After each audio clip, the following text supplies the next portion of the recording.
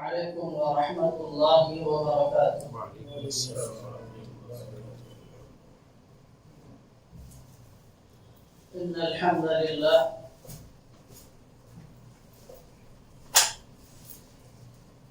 نحمده ونصلي على رسوله الكريم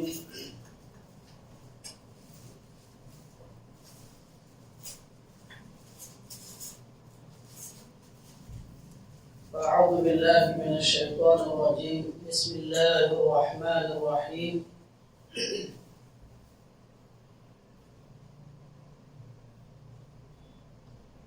يا أيها الذين آمنوا أطيعوا الله وأطيعوا الرسول وأولي الأمر منكم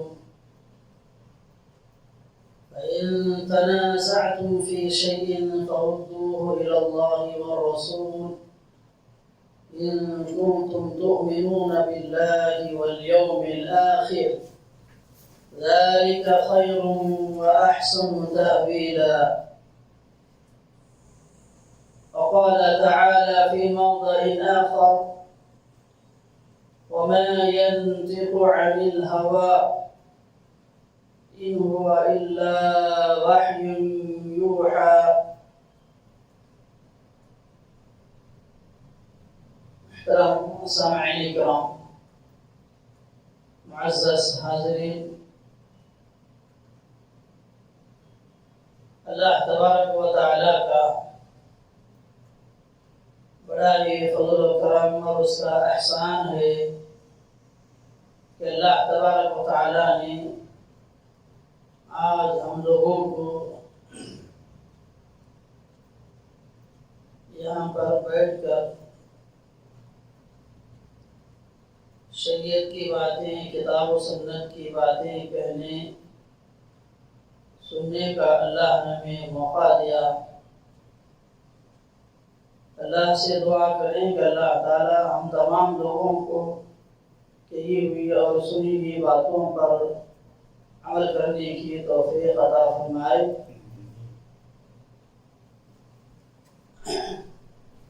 محترم حاضرین مجلس، جیسا کہ ہم نے پچھلے درس میں آپ حضرات کے سامنے قرآن مجید کے متعلق کہ اسلام کے اندر قرآن کا کیا مقام مرتبہ ہے اور قرآن کی کیا فضیلت ہے، یہ ساری چیزیں آپ حضرات کے سامنے رکھی گئی کہ قرآن مجید ہی ایسی کتاب ہے جس کے ذریعے سے ہم دنیا میں بھی، برزخ میں بھی اور آخرت میں، یعنی تینوں جگہوں پہ ہماری کامیابی کا انحصار قرآن مجید پر ہے۔ یہ ساری باتیں پچھلے درس میں بیان کی گئی، تو آئیے ہم اسی سے متعلق کہ دین اسلام کے اندر سنت کا کیا مقام مرتبہ ہے اور سنت کسے کہتے ہیں، یہ ساری چیزوں کا ہم جائزہ لیتے چلے۔ تو آج کے اس درس میں آپ حضرات کے سامنے تقریبی طور پر نہیں بلکہ درسی طور پر انشاءاللہ آپ حضرات کے سامنے گفتگو ہوگی، یعنی جیسا درس دیتے ہیں کلاس میں جیسا سمجھا کر کے پڑھایا جاتا ہے اسی انداز سے انشاءاللہ آج کے اس درس کو کیا ہے بیان کیا جائے گا، کیونکہ یہ چیز ہمیں سمجھنے کی ضرورت ہے۔ اب ہم آپس میں ایک دوسرے کو درس و دراسہ کریں گے تو اس کے ذریعے سے کیا ہے بات مکمل طور پر واضح ہوتی ہے، اس لیے ہم درسی طور پر آج کے اس درس کو پڑھنے اور سمجھنے کی کوشش کریں گے۔ تو آئے ہم سب سے پہلے یہ دیکھیں کہ یہ سنت بھی جس طرح قرآن مجید اللہ کی طرف سے نازل کردہ کلام ہے، ویسے ہی یہ سنت بھی اللہ رب العالمین کی طرف سے نازل کردہ کلام ہے۔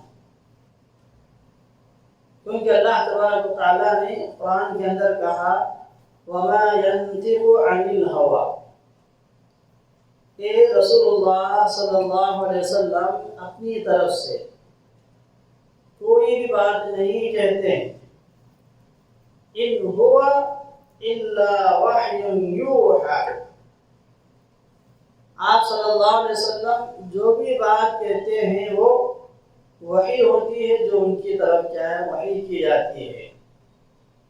اور ایک روایت کے اندر خود اللہ نبی کریم صلی اللہ علیہ وسلم نے بھی اس کی صراحت کی ہے، الا انی اوتیت القرآن ومثلہ معہ، لوگوں سنو کہ مجھے جس طرح قرآن مجید کو عطا کیا گیا ویسے ہی اسی کی مثل مجھے اور ایک چیز دی گئی ہے، اور وہ چیز کیا ہے؟ آپ صلی اللہ علیہ وسلم کی سنت۔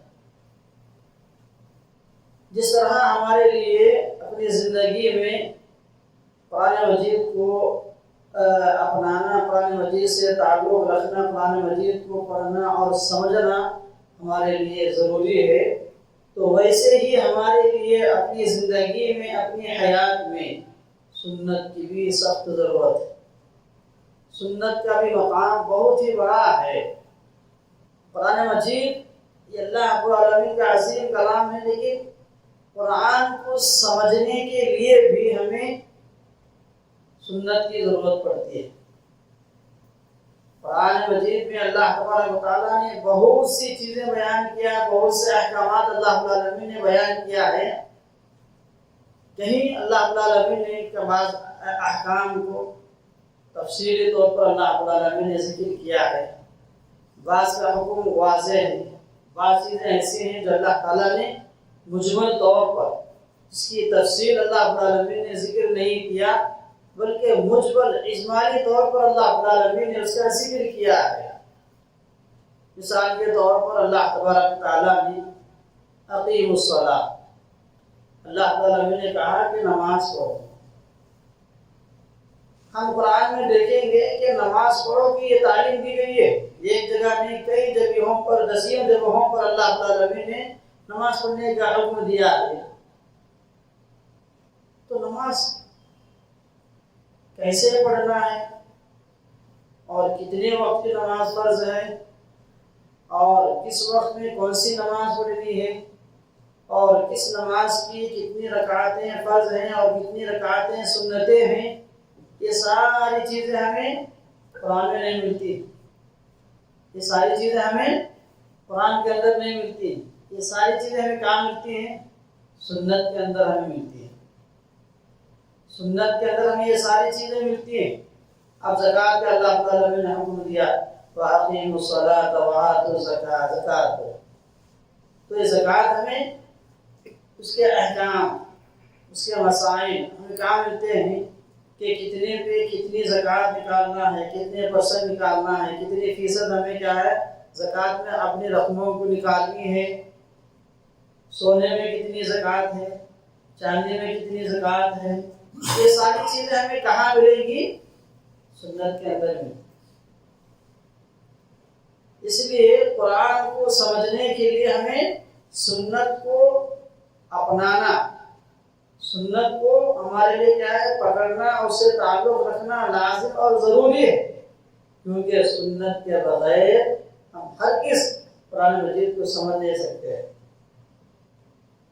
انشاءاللہ آگے اسی سے متعلق کئی باتیں آئیں گی۔ تو سب سے پہلے ہم یہ جاننے کی کوشش کریں کہ سنت کسے کہتے ہیں، سنت کا معنی اور مفہوم کیا ہے، یہ چیز کو ہم جاننے کی کوشش کریں۔ سنت کہتے ہیں لغوی اعتبار سے یعنی ڈکشنری میں سنت کا معنی مفہوم کیا ہے؟ لغت میں اس کا معنی ہے طریقہ، راستہ اور طریقے کو سنت کہا جاتا ہے لغت کے اندر، چاہے وہ راستہ اچھا ہو چاہے وہ راستہ برا ہو۔ لغوی اعتبار سے سنت کا معنی کیا ہے؟ راستہ ہے، طریقہ. بولیے کیا معنی ہے اس کا؟ سنت کا راستہ اور طریقہ. شریعت میں اس کا معنی اس طرح ہے، یہ لغوی اعتبار سے جو راستہ ہم بتایا، طریقہ ہے، راستہ ہے، تو یہ چیز بھی اللہ رب العالمین نے قرآن کے اندر ذکر کیا ہے. سنت کے جو لغوی اعتبار سے جو معنی بیان کیا جاتا ہے راستے کے اور طریقے کے، تو قرآن میں اللہ تعالیٰ نے فرمایا، سورہ احزاب کے اندر ہے، سنت اللہ فی الذین خلوا من قبل. اللہ نے فرمایا اللہ کا طریقہ رہا ہے ان لوگوں کے بارے میں جو پہلے تھے. سنت اللہ فی الذین خلوا من قبل. تو یہاں اس آیت کریمہ میں سورہ احزاب کی آیت نمبر 38 ہے، تو یہاں جو اللہ تعالیٰ نے جو سنت کا لفظ ذکر کیا، سنت اللہ، اللہ کی سنت یعنی یہ طریقہ. اور اسی طرح اور ایک حدیث کے اندر اور ایک سورت کے اندر، سورہ انفال کے اندر اللہ تعالیٰ نے کہا فقد مضت سنت الاولین، یقیناً پہلوں کا طریقہ گزر چکا ہے. تو اس آیت میں بھی لفظ سنت کا جو ذکر ہے وہ طریقے کے معنی میں. اور اسی طرح اور ایک حدیث کے اندر اللہ نبی کریم صلی اللہ علیہ وسلم نے یہ فرمایا، من سن سنتا فی الاسلام سنتا حسنتا فلہ اجرها واجر من عمل بها بعد. جس نے اسلام میں کوئی اچھا طریقہ جاری کیا اسے اس کا اجر ملے گا، اور اس کا بھی جس نے اس کے بعد اس پر عمل کیا. تو یہاں طریقے کے معنی میں کیا استعمال ہوا ہے. اور اسی طرح ایک حدیث کے اندر اللہ کے رسول نے کہا، ابو محذورہ یہ صحابی رسول اللہ صلی اللہ علیہ وسلم سے عرض کیا، یا رسول اللہ صلی اللہ علیہ وسلم علمنی سنت الاذان، مجھے اذان کا طریقہ سکھائیے. تو یہ سارے آیت احادیث میں جو سنت کا لفظ آیا ہے یہ کس معنی میں ہے؟ طریقے کے معنی میں.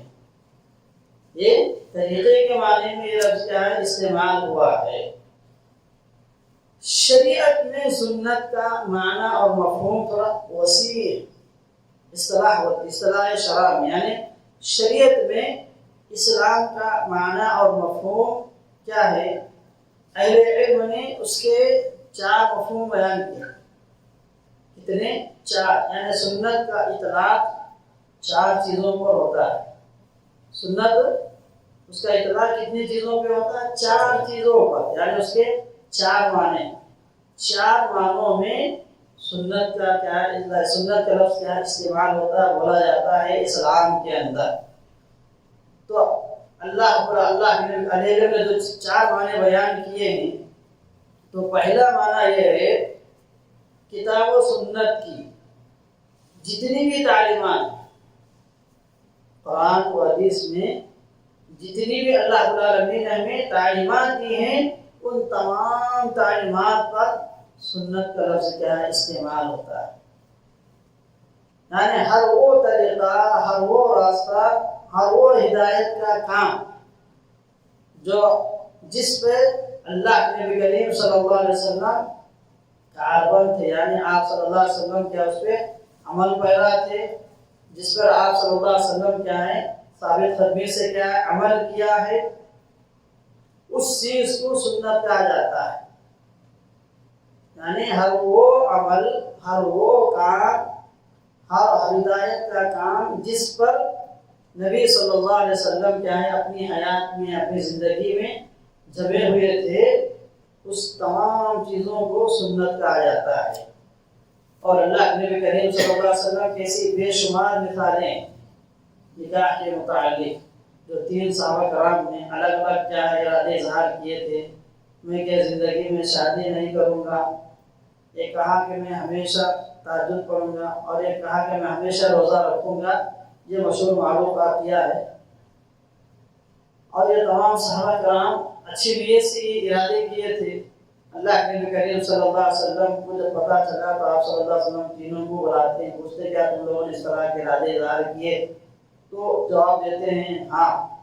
تو آپ صلی اللہ علیہ وسلم نے کہا کہ میں اللہ کا رسول ہوں، میں روزے بھی رکھتا ہوں، کبھی افطار بھی کرتا ہوں، میں راتوں کو سوتا بھی ہوں، اور اسی طرح میں شادی بھی کرتا ہوں، یہ میری سنت ہے۔ آپ صلی اللہ علیہ وسلم نے کہا یہی میری سنت ہے، اور اس کے آگے آپ نے فرمایا فَمَنْ رَغِبَ عَنْ سُنَّتِي فَلَيْسَ مِنِّي، جو میری سنت سے اعراض کرے گا اس کا میرا کوئی تعلق نہیں۔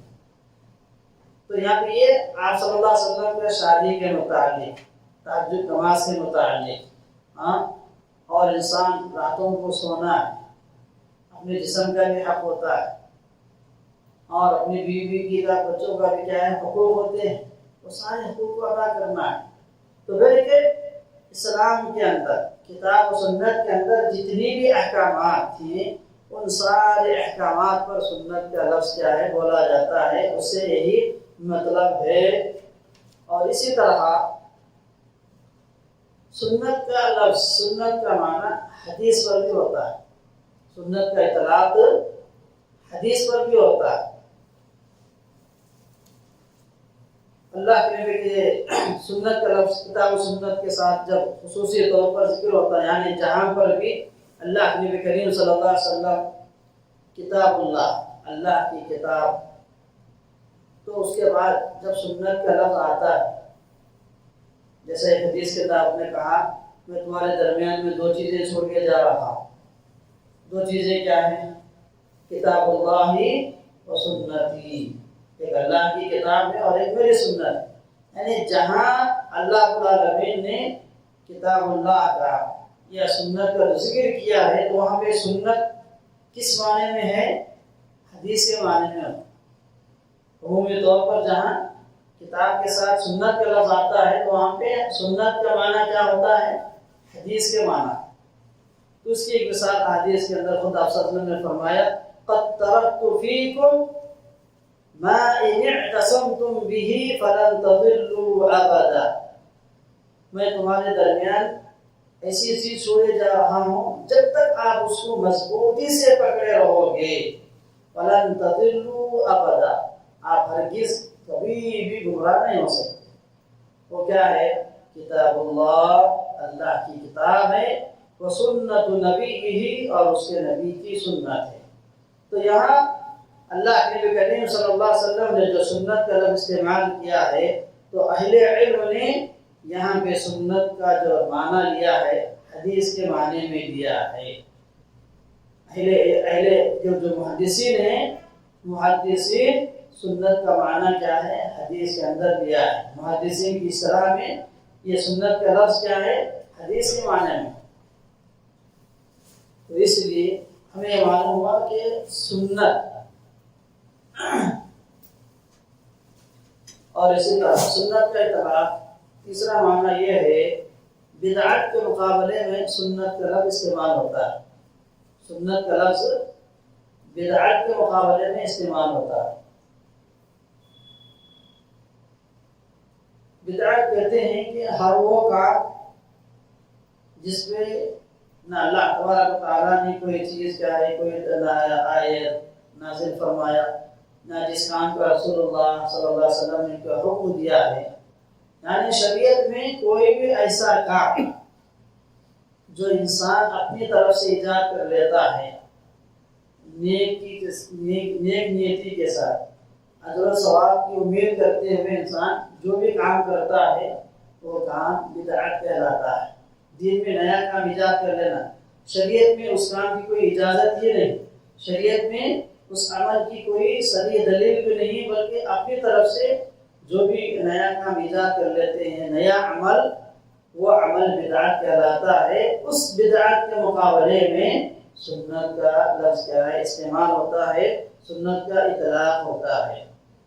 اس کی دلیل حضرت عرباض بن ساریہ رضی اللہ تعالیٰ عنہ کی حدیث ہے، وہ کہتے ہیں آپ صلی اللہ علیہ وسلم نے فرمایا فَعَلَيْكُمْ بِسُنَّتِي وَسُنَّتِ الْخُلَفَاءِ الرَّاشِدِينَ الْمَهْدِيِّينَ، انہوں نے کہا کہ آپ میری سنت کو لازم پکڑو، میری اور میرے بعد میرے ہدایت یافتہ خلفاء راشدین ہیں ان کی سنت کو آپ کیا کرو؟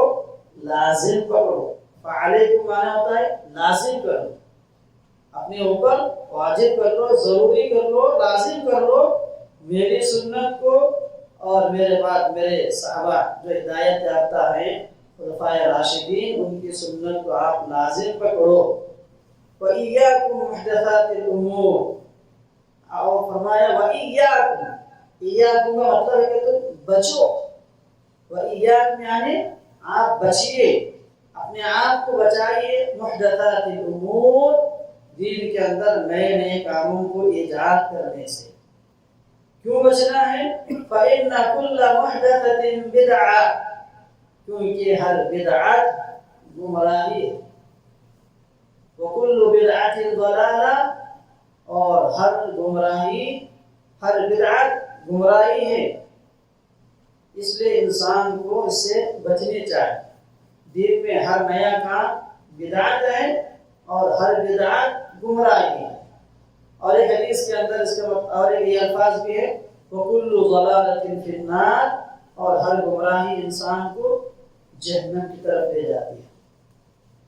کلو محدثۃ بدعۃ، ہر نیا کام بدعت ہے دین کے اندر، اور ہر بدعت گمراہی ہے، اور ہر گمراہی انسان کو جہنم کی طرف لے جاتی ہے. تو یہ سنت کا اطلاق 3 معنی. پہلا معنی ہے کتاب و سنت میں جتنی بھی تعلیمات ہیں اس پہ اس کا اطلاق ہوتا ہے، اور دوسرا معنی حدیث کے معنی میں، اور اسی طرح تیسرا معنی یہ ہے بدعت کے مقابلے میں اس کا اطلاق ہوتا ہے. اور اسی طرح سنت کا لفظ اس پر بولا جاتا ہے مستحب، مندوب اور مستحب کاموں پر بھی سنت کا لفظ کیا ہے بولا جاتا ہے، اس کا اطلاق ہوتا ہے. یعنی ایسے احکام جو وجوب کے لیے نہیں بلکہ استحباب کے لیے صادر ہوتے ہیں، یہ بھی سنت کہلاتے ہیں. مثال کے طور پر اللہ نبی کریم صلی اللہ علیہ وسلم نے کئی ایسے کاموں کا حکم دیا، جیسے عشاء کی نماز کا وقت متعلق لولا ان اشق علی امتی لاخرت العشاء، اگر میں اپنی امت پر اتنا محسوس نہ کرتا تو عشاء کی نماز کو تاخیر کرتا. ایک چیز. اور اسی طرح مسواک کے تعلق سے آپ صلی اللہ علیہ وسلم نے کہا، وہ یہ حدیث میں صاحب کتاب نے بھی ذکر کیا، لولا ان اشق علی امتی لامرتهم بالسواک مع كل صلاۃ. آپ نے فرمایا کہ اگر یہ خدشہ نہ ہوتا کہ میں اپنی امت پر مشقت ڈال دوں گا تو میں انہیں ہر نماز کے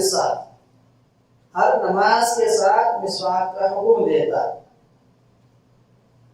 تو یہ عمل مستحب کے طور پر یہاں پہ سنت کا لفظ کیا ہے استعمال ہوا. تو بلکہ کتاب و سنت میں جتنی بھی تعلیمات دی گئی ہیں ان تمام تعلیمات پہ سنت کا اطلاق ہوتا ہے، سنت کا لفظ کیا بولا جاتا ہے. اس لیے ہمیں سنت کی طرف کیا ہے متوجہ ہونا، سنت کی طرف کیا ہے توجہ دینا انتہائی لازم اور ضروری ہے. اگر ہم سنت کو چھوڑ دیں گے، سنت کو ترک کر دیں گے تو ہم قرآن مجید کو ہرگز سمجھ نہیں سکتے. ہم قرآن مجید کو ہرگز سمجھ نہیں سکتے. اس کے بغیر قرآن کا سمجھنا ہمارے لیے کیا ہے مشکل ہے. اور ہم سنت کو کیوں لازم پکڑنا ہے، سنت کی اہمیت کیا ہے، ہمیں دوسرے اعتبار سے بھی کئی ایسے دلائل ہیں، اس سے ہمیں کیا اندازہ لگ جاتا ہے کہ سنت کو ہمیں کیوں لازم پکڑنا ہے. کیونکہ قرآن کے ساتھ سنت کا کیا ہے بہت سی تعلق ہے. اس کے تعلق کے اعتبار سے بھی کئی چیزیں، کئی اقسام ہیں. پہلی چیز ہے قرآن کے بعد سنت ہے، تو سنت قرآن سے کیسے تعلق رکھتی ہے. اللہ تبارک و تعالیٰ نے قرآن مجید کے اندر کئی ایسے احکامات کیا نازل فرمائے، تو وہ احکامات سنت کے اندر بھی جو تعلیمات اللہ العالمین نے قرآن میں دیا ہے وہی تعلیمات سنت کے اندر بھی ہوتی ہیں. جیسا کہ اللہ العالمین نے اللہ علیہ وسلم نے فرمایا اتقوا اللہ فی الناس، اے لوگوں تم عورتوں کے متعلق کیا ہے اللہ رب العالمین سے ڈرتے رہو، یعنی عورتوں کے جو بھی حقوق ہیں ان کے حقوق کی حق تلفی میں آپ اللہ رب العالمین سے ڈرتے رہیے، اللہ کا خوف کھاتے رہیے۔ تو یہ اللہ کے نبی کریم صلی اللہ علیہ وسلم کا یہ فرمان قرآن مجید کی اس آیت سے، کیونکہ قرآن مجید کے اندر اللہ رب العالمین نے کہا وَعَاشِرُوهُنَّ بِالْمَعْرُوفِ کہ آپ عورتوں کے ساتھ کیا ہے بھلے طریقے سے رہو اور ان کے ساتھ اچھے طریقے سے زندگی بسر کرتے رہو۔ وَعَاشِرُوهُنَّ بِالْمَعْرُوفِ تو یہ حدیث اللہ کے عورتوں کے حقوق کے تعلق سے آپ اللہ تعالیٰ سے ڈرتے رہیے، جو یہ چیز آپ صلی اللہ علیہ وسلم نے حدیث کے اندر بیان کیا ہے تو وہی معنی مفہوم اس آیت کریمہ کے اندر ہے وَعَاشِرُوهُنَّ بِالْمَعْرُوفِ۔ اور اسی طرح سنت کا تعلق قرآن سے اس طریقے سے بھی ہے کہ قرآن مجید کے اندر کئی ایسی تعلیمات ہیں جیسے چوری کے متعلق کہ کوئی آدمی چوری کرتا ہے تو چوری کرنے والے کی حد کیا ہے، کتنی چوری کرنے پر آدمی کا ہاتھ کاٹا جائے گا۔ وَالسَّارِقُ وَالسَّارِقَةُ فَاقْطَعُوا أَيْدِيَهُمَا اللہ نے کہا کہ چوری کرنے والا چاہے مرد ہو چاہے عورت ان کے ہاتھوں کو کاٹ۔ اتنا سکون ہے قرآن کے اندر صرف اللہ کا اتنا فرمان ہے، لیکن کتنے پہ ہاتھ کاٹنا ہے اور کتنا ہاتھ کاٹا جانا ہے یہ ساری وضاحت ہمیں کہاں ملے گی؟ سنت کے اندر، حدیث کے اندر ہمیں کیا ہے اس کی صراحت ملے گی۔ اللہ کے نبی صلی اللہ علیہ وسلم نے فرمایا تُقْطَعُ يَدُ السَّارِقِ فِي رُبْعِ دِینَارٍ کہ ایک آدمی ایک چوتھائی دینار یا اس سے زیادہ مالیت کی چوری اگر انسان کرتا ہے تو ایسی صورت میں اس کا ہاتھ کیا ہے کاٹا جائے گا۔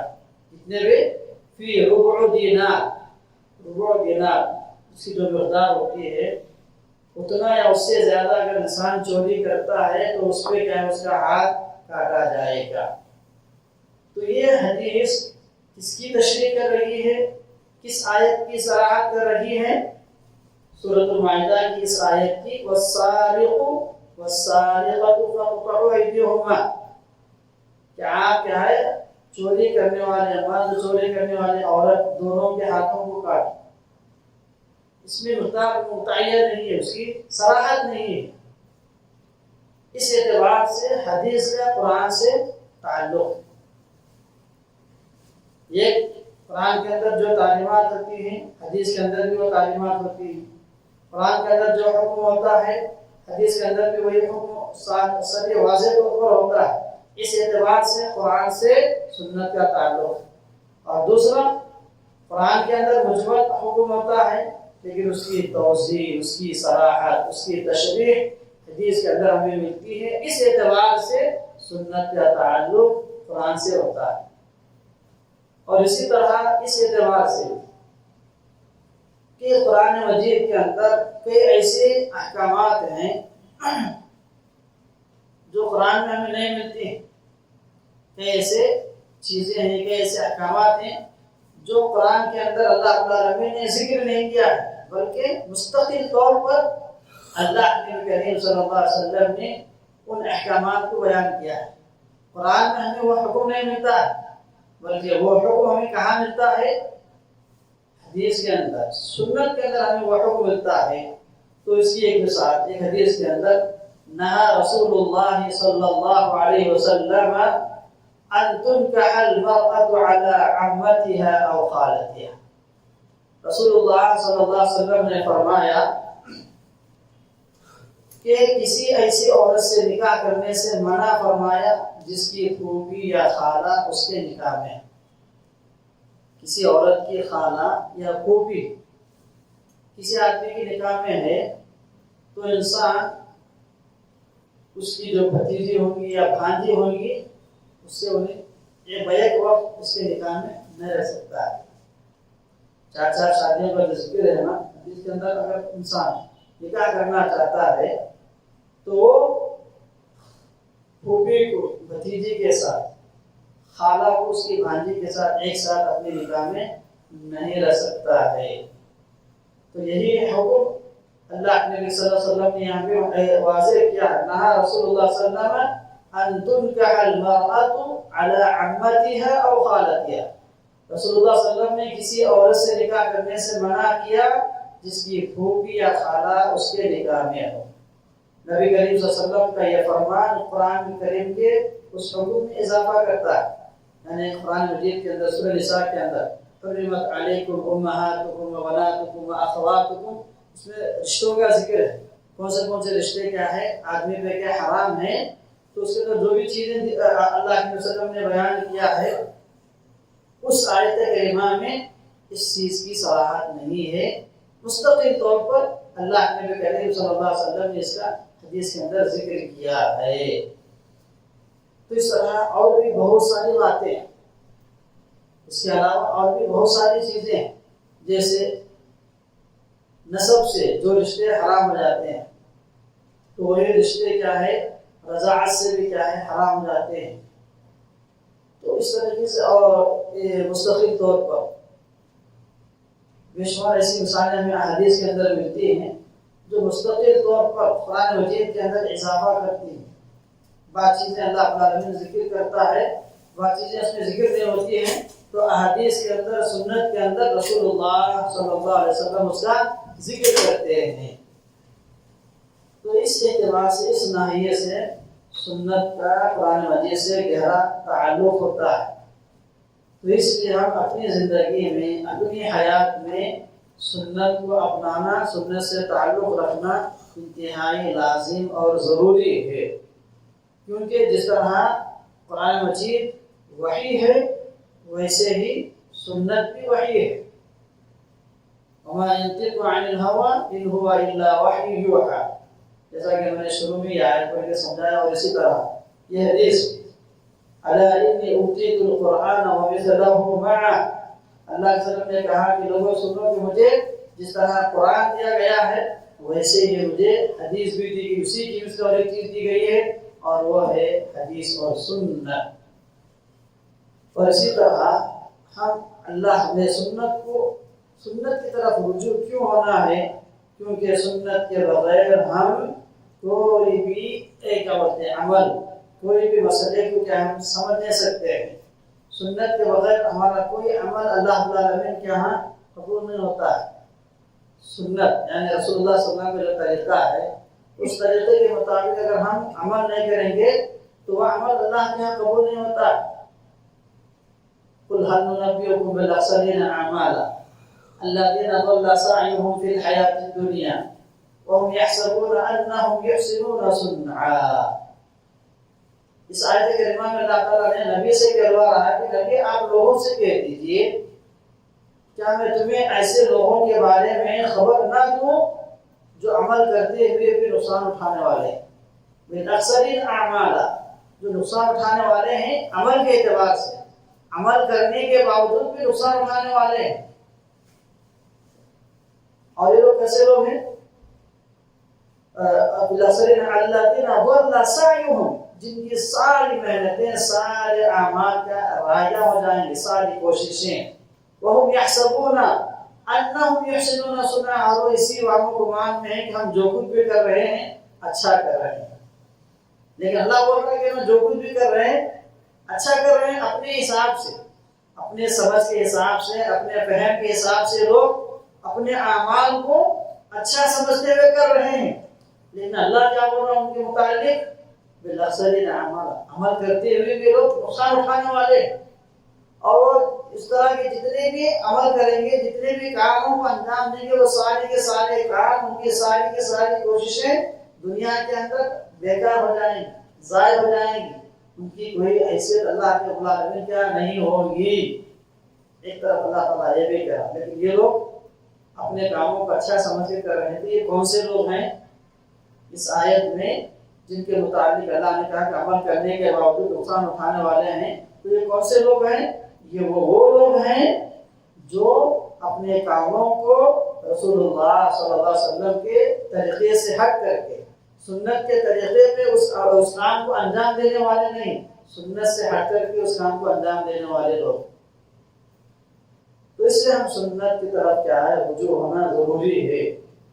اور سنت کے بغیر ہم قرآن مجید کو کیا ہے سمجھ نہیں سکتے ہیں، جیسا کہ ہمیں ابتدائی میں اس کی ساری مثالیں دیا، نماز کی مثالیں، زکوٰۃ کی مثالیں، صرف قرآن کے اندر نماز کا حکم ملتا ہے، تو ساری چیزیں ہمیں کہاں ملتی ہیں؟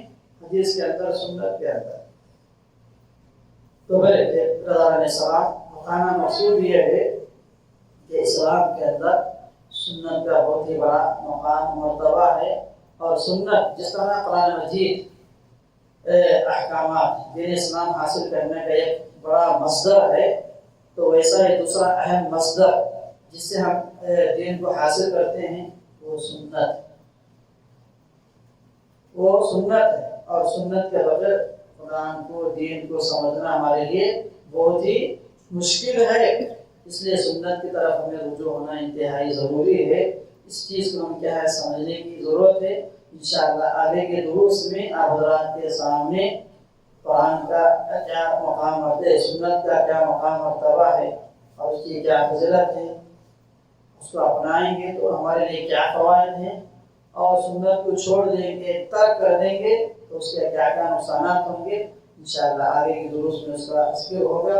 اللہ تعالیٰ سے دعا ہے کہ اللہ تعالیٰ ہم تمام لوگوں کو اس باتوں پر کہنے سننے سے زیادہ عمل کرنے کی توفیق عنایت فرمائے، اور اللہ تبارک و تعالیٰ ہم تمام لوگوں کو پوری زندگی میں دین اسلام پر قائم و دائم رکھے، اور ہمارا خاتمہ ہو تو دین اسلام پر ہو، اور اللہ تبارک و تعالیٰ ہم تمام لوگوں کو جب تک دنیا میں زندہ رکھے موحد بنا کر زندہ رکھے، اور اللہ تبارک و تعالیٰ ہمارے تمام نیک اعمال کو قبول فرمائے، اور اللہ تبارک و تعالیٰ ہم تمام لوگوں کو کتاب و سنت کے مطابق ہر کام کو انجام دینے کی توفیق عنایت فرمائے۔